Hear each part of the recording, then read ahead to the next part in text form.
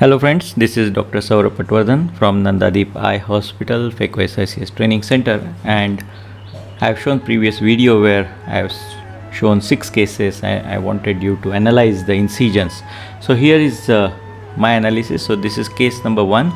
Here I have done a clear corneal incision on steep axis, but what I found that initially there was little bit of hypotony and that led to improper start of the incision. So I increase the anterior chamber pressure here. Though it is a clear corneal incision, the mild bleed is because of the pannus which is there. Here I want to correct the astigmatism in this steep axis, so I am going to use 4 mm keratome after the incision is hydrated. So the aim is to correct astigmatism of around 1 diopter by taking this 4 mm incision on the steep axis. This is quite good sealing incision and there is no need of any suture for these incisions in my experience. So this is a case 2, a biplanar clear corneal incision again. In this case, since there is no pannus here, there was no bleed, and again the incision is taken on the steep axis as noted by that purple line on the callisto, and again this patient had astigmatism of 1 diopter which I tried to correct by 4 mm extension. You can see this is extended depth of focus aisle, so I want to correct astigmatism and reduce it less than 0.5 diopter.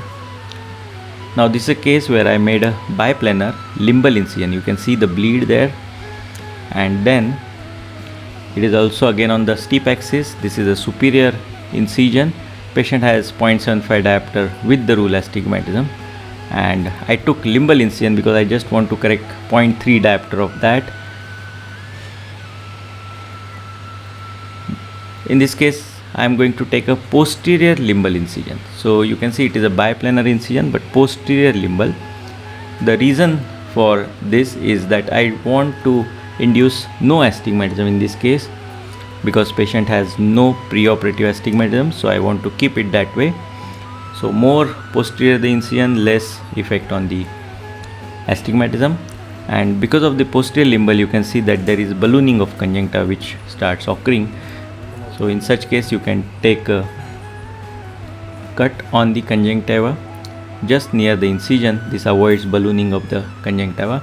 We can do it on topical also. Patient doesn't usually have pain with this cutting, and it's a nice self-sealing posterior limbal incision which induces very minimal or almost zero astigmatism. Now this is a operated case of radial keratotomy, and you can see there is enough space between the 2 cuts for my corneal incision, but still I am going to take a posterior limbal slightly on scleral side. I can do clear corneal or limbal incision, but in my experience if you go little posterior, it gives much stable cornea and much stable incision at the end, as you can see. This is again case of a post RK, and you can see the incision, there is no space for the corneal incision, so I am going to make a scleral or posterior scleral incision here,